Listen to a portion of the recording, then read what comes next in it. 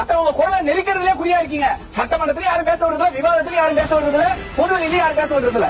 Sir நான் முதல்ல அறிவிக்கிறேன் சார். நமக்கு காவல்துறை இங்க வந்து தார்மீக பொறுப்பு ஏற்றுக்கிட்டாங்களா? யார் பொறுப்பு ஏற்றுக்கணும்? ஒருத்தர் மட்டும் பொறுப்பேற்றுக்கணுமா? இங்க தாவேக்கா அவங்களுடைய கட்சி நிகழ்ச்சி மட்டும் இல்ல, பொதுவெளியில வைக்கிற நிகழ்ச்சி. ஏன் காவல்துறை கிட்ட பர்மிஷன் கேட்கணும்? பாதுகாப்பு நீங்க கொடுக்கணும்ட்டு.